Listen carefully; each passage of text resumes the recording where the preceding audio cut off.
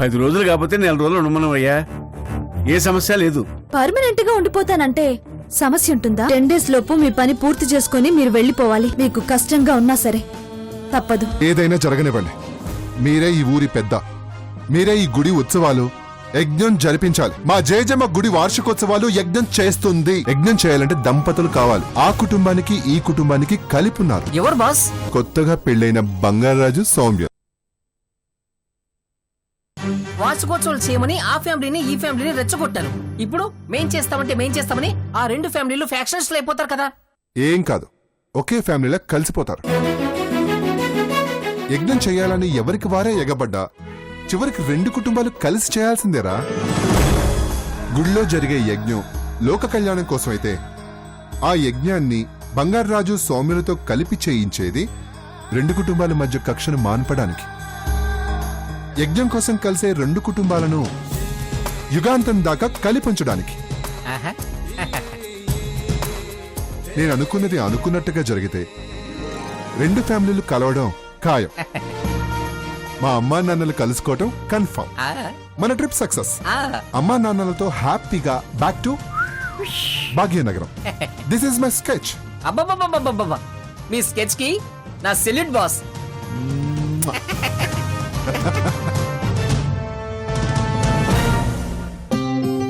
ఏంటమ్మా అర్జెంటుగా రమ్మన్నా? నీకో శుభవార్త చెప్పాలని పిలిచానమ్మా. ఏంటమ్మా అది? నీ పూజలు ఫలించాయే. దేవుడు మన మొర ఆలకించాడు. గుడి వార్షికోత్సవాల్లో నువ్వు నీ భర్తతో కలిసి స్వామివారి కళ్యాణం చేయబోతున్నావు. దీనికి మీ అమ్మమ్మే స్వయంగా ఒప్పుకుంది. నిజమా అమ్మా? నన్ను ఆయన్ని అమ్మమ్మ అంగీకరించిందా? అంటే ఆ కుటుంబంతో కలిసి కళ్యాణం జరిపించడానికి ఒప్పుకుంది. మన ఊరి ఆచారం ప్రకారం కొత్తగా పెళ్లైన జంట పూజలో కూర్చోవాలి కదా. ఆ ఇంట్లో మన ఇంట్లో కొత్తగా పెళ్లైంది మీ ఇద్దరికే. అందుకే మీ ఇద్దరూ పీట్ల మీద కూర్చొని పూజ చేయబోతున్నారు.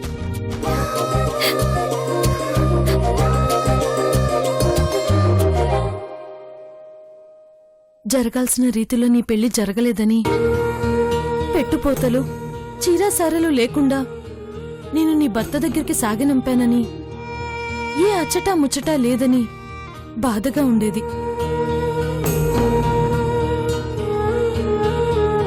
ఇప్పుడు ఆ బెంగ తీరిపోతుంది. స్వామివారి కళ్యాణం జరిపించడం అంటే మీరు పీటల మీద కూర్చొని పెళ్లి చేసుకోవటమే.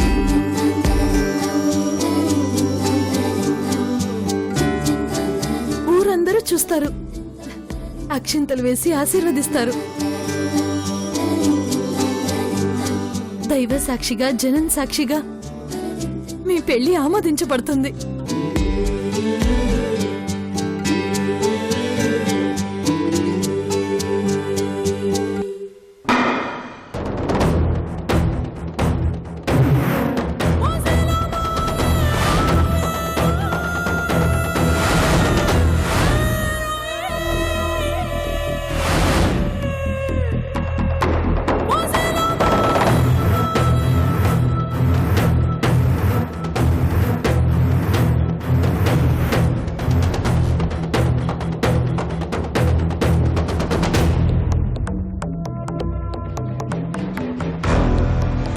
తల్లి కూతురు కలిసి ఎంత పెద్ద కుట్ర చేస్తున్నారే.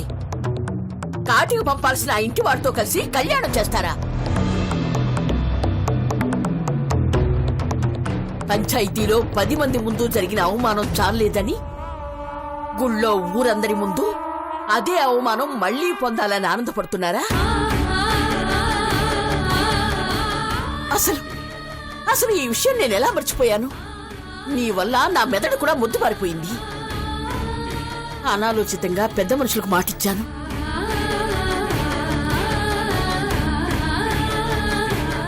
తప్పు చేశాను.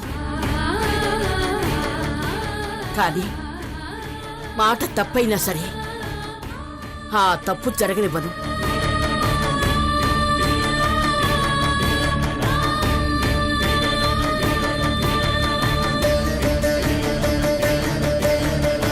నిన్ను వాణ్ణి కలిపి పీటలపై కూర్చొనివ్వను.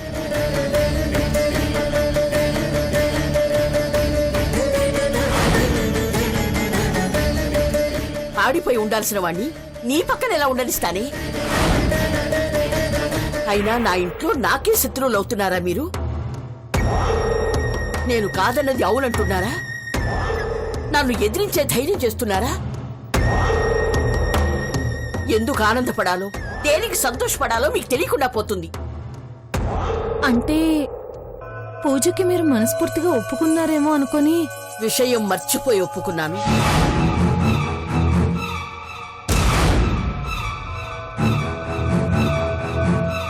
ఇప్పుడు విత్డ్రా అవుతున్నాను.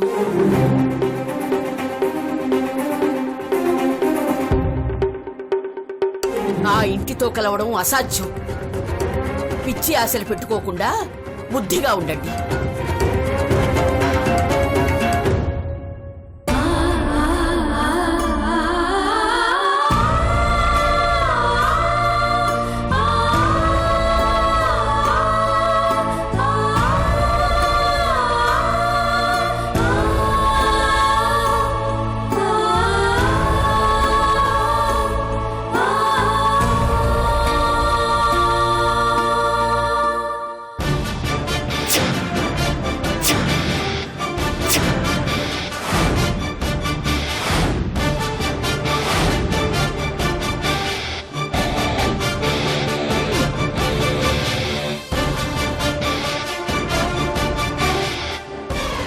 ఏంటయ్యా నువ్వు అనేది? నేను గుడి వార్షికోత్సవాలు జరిపించరని రేపు పంచాయతీలో నేను చెప్పాలా? అవును. ఎందుకు? ఆ నాగమ్మ డ్రాప్ అయింది మరి. ఆ? ఆవిడ వెనకడుగు వేస్తే నేనెందుకు వేయాలి? నాకేం తక్కువ? ఈ పౌరుషానికి ఏం తక్కువ లేదు. హ, అది మా రక్తంలోనే ఉంది, పుట్టుకతోనే వస్తుంది. మేసం తిప్పింది చాలు గాని వార్షికోత్సవాలు ఎలా చేస్తారు? ఘనంగా చేస్తాం. ఘనంగా ఎలా చేస్తారు? ఏ మా దగ్గర డబ్బు లేదా? దంపతులు లేరు. ఆ, దంపతులు ఏ మీరు కూడా నాగమ్మల మర్చిపోయారా? మీకిప్పుడే గుర్తొచ్చిందా?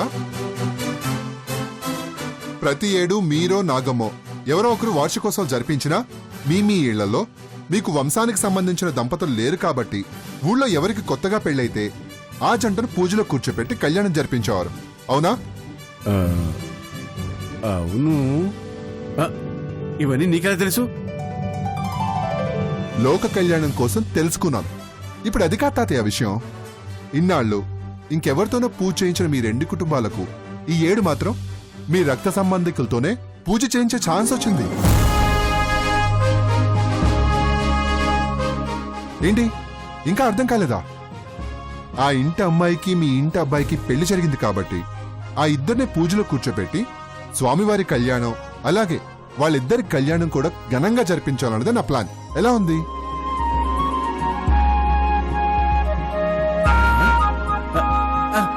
అద్భుతం మనోడా, భలే ఆలోచించాడు.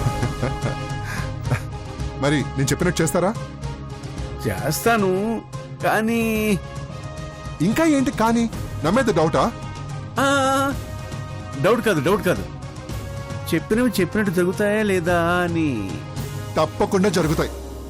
ఇప్పటి వరకు నేను చెప్పినవన్నీ జరిగాయి కదా? జరిగాయి.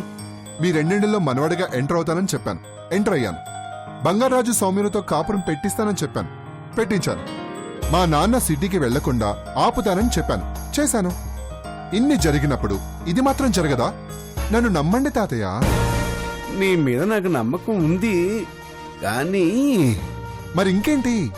ఆ, జరుగుతున్నవన్నీ ఆలోచించి ఆ నాగమ్మకు నీపై అనుమానం మొదలైతే ఏం జరిగినా నేను చూసుకుంటాను, మీరు వరి అవ్వకండి తాతయ్య, సరేనా? ఆ, అలాగే. హా, ఇప్పుడు చెప్పండి, నేను నాగమ్మని, ఓకే? నేను గుడి వార్షికోత్సవాలు జరిపించను చక్రవర్తి. ఆ? ఆడదానివి నీకే అంత పౌరుషం ఉంటే మగాని నాకెంత ఉండాలి? నేను కూడా జరిపించడం. ఇదే నా నిర్ణయం చక్రవర్తి. ఇదే నా నిర్ణయం కూడా నాగమ్మ.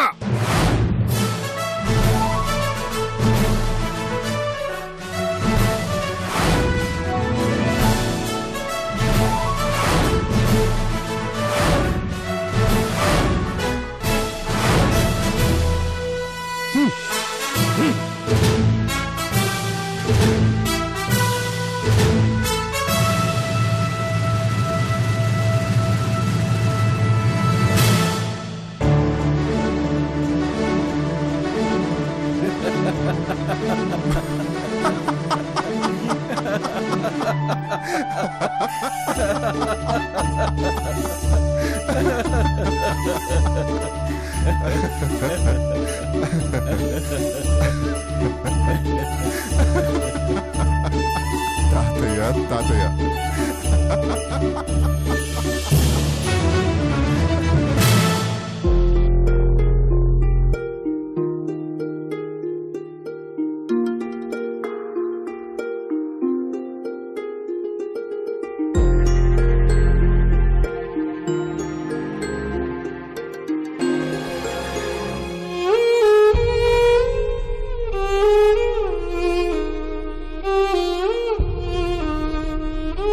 పొద్దుటి నుంచి రుద్ర తీసుకొచ్చిన అమ్మాయి గది నుంచి బయటికి రానేలేదు.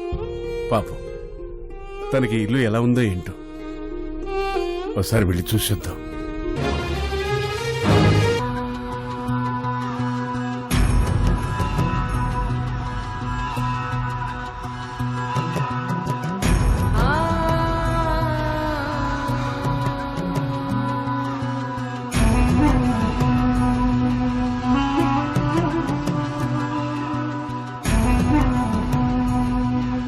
ఎక్కడికి వెళ్ళి ఉంటుంది ఈ అమ్మాయి?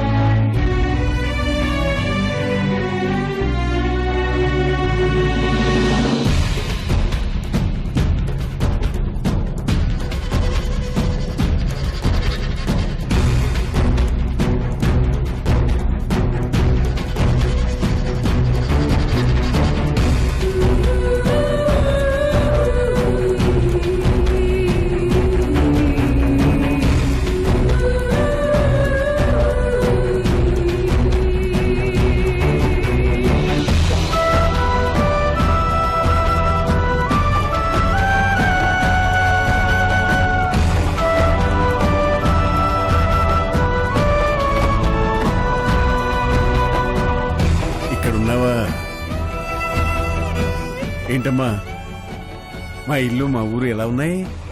పట్నం పిల్లవి. ఈ పల్లెటూరు ఈ మనుషులు నచ్చుతారో లేదో? బోరు కొట్టట్లేదు కదా?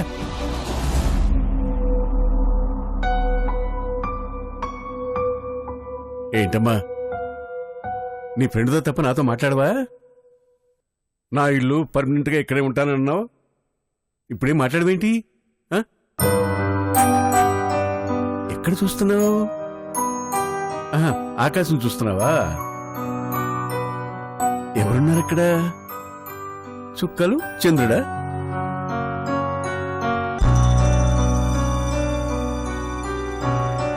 మా అమ్మ, నాన్న.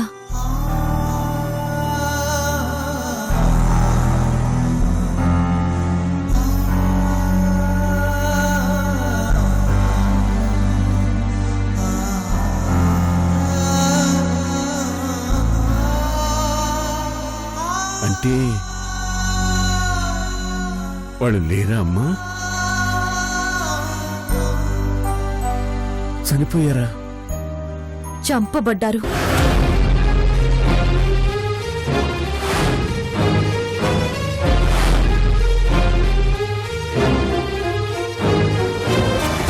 ఏంటమ్మా, మీ అమ్మా నాన్నని చంపేశారా? ఎవరా దుర్మార్గులు?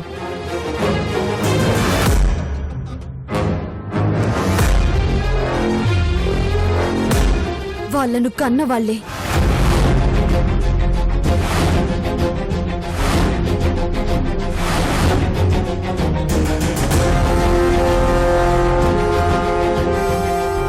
ఏమంటున్నావమ్మా? మీ అమ్మా నాన్నల్ని వాళ్ళ అమ్మా నాన్నల్ని చంపేశారా? అవును. ఎందుకు? మా అమ్మ నాన్న ప్రేమించి పెళ్లి చేసుకున్నారు.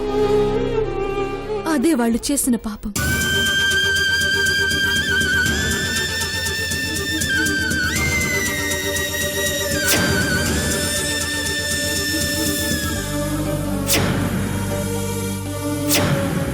వాళ్ళను కాదన్నారని ఇంటి నుంచి వెళ్లేశారు.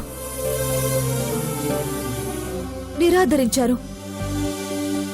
శాపాలు పెట్టారు. చివరకు నాన్నను శారీరకంగా అమ్మను మానసికంగా చంపేశారు.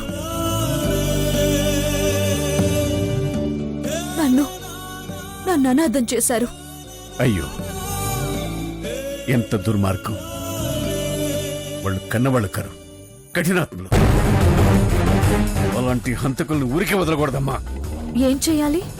ఏం చేయాలంటే నరికేయాలి. వాళ్ళకి అసలు బ్రతికే హక్కు లేదు. నిజంగానే అంటున్నారా? నిజమే చెప్తున్నానమ్మా. మీ అమ్మ నాన్నల ప్రాణాలు తీసిన వాళ్ళని ఏం చేసినా పాపం లేదు. అయితే మీరు ఈ మాట మీదే ఉండండి. ఏంటమ్మా? మీరు మాట మీదే నిలబడమని చెప్తున్నాను. నా తల్లిదండ్రులను పొట్టన పెట్టుకున్న హంతకులని త్వరలోనే పట్టుకుంటాను. మీ ముందు నిలబెడతాను. ఆ రోజు మీరు మాట తప్పకూడదు. వాళ్ళను ఏం చేసినా పాపం లేదన్నారుగా, నరికి చంపాలన్నారు. వాళ్ళను మీ కళ్ళ ముందే నరికి చంపినా మీరు నోరు మెదపకూడదు. అదే నేను కోరుకుంటున్నాను.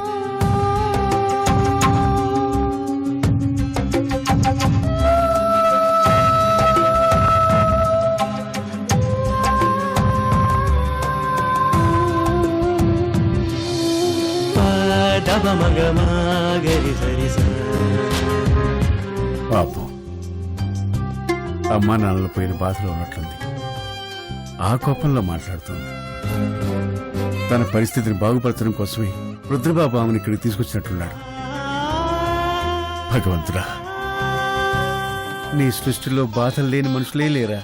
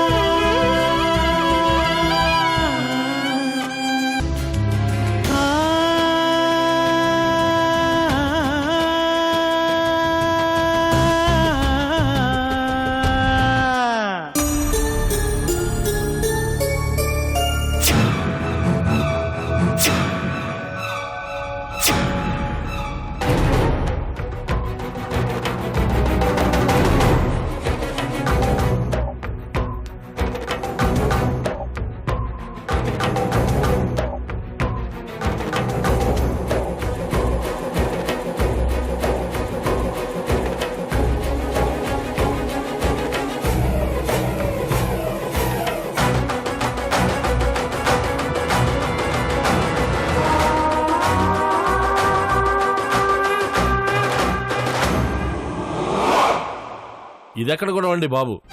నిన్నటిదాకా మేమంటే మేమని పోటీలు పడ్డారు. ఇవాళేమో ఎవరికి వాళ్ళు మేం చేయమంటే మేం చేయమంటున్నారు. ఏమైంది మీకు? ఏంటండి ఇదంతా? నాకు మళ్ళీ మళ్ళీ చెప్పే అలవాటు లేదండి. నేను రాముల వారి కళ్యాణం జరిపించట్లేదు, అంతే. ఏంటి నాగమ్మ గారు? మేం మళ్ళీ ప్రత్యేకంగా చెప్పాలా? కళ్యాణం జరిపించేది లేదని తెగేసి చెప్పాం కదా. నిన్ను ఒప్పుకొని వాళ్ళు వద్దుంటున్నారు. ఇలాగైతే ఎలాగండి? ఏవేవో అనుకుంటూ ఉంటాం, అవన్నీ జరుగుతున్నాయా? ఇది అంతే. నేను లేకపోతే ఊళ్ళో ఎవరు లేరా? ఈ ఏడు ఎవరో ఒకరిని కళ్యాణం జరిపించమనండి. ఆనవాయితీగా ఏదో ఒక జంట పూజలో కూర్చుంటుంది, అంతే.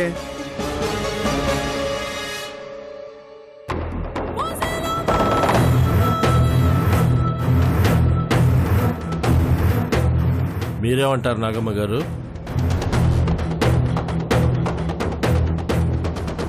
గుళ్ళో దేవుడు ఊరందరికీ దేవుడే. మేం చాలా సార్లు పూజ జరిపించాం. ఈ ఏడు మిగతా వారికి అవకాశం ఇవ్వాలనుకుంటున్నాం, అందుకే ఇస్తున్నాం.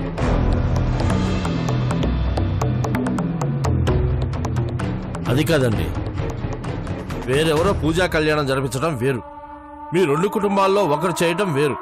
ఎందుకంటే తరతరాలుగా మీరు ఈ ఊరికి పెద్దలుగా ఉన్నారు, ఆలయానికి ధర్మకర్తలుగా ఉన్నారు.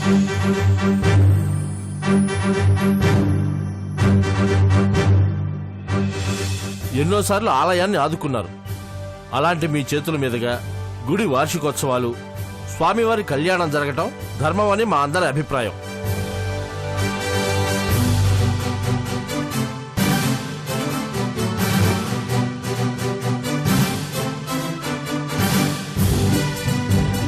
బాసు మీరు ఎంటర్ అయ్యే టైం వచ్చేసింది.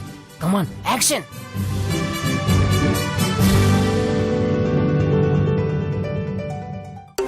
నేను చస్తే శవం లేచిన ఇంట పూజ జరగదు, అక్కడ కళ్యాణం ఆగుతుంది. అలాంటి చావు మన ఇంట్లోనే ఎందుకు రావాలి? ఛాన్స్ ఇస్తున్నాను. పూజ నాపుతావు, నా గుండె నాపుతావు, నీ చేతుల్లో ఉంది.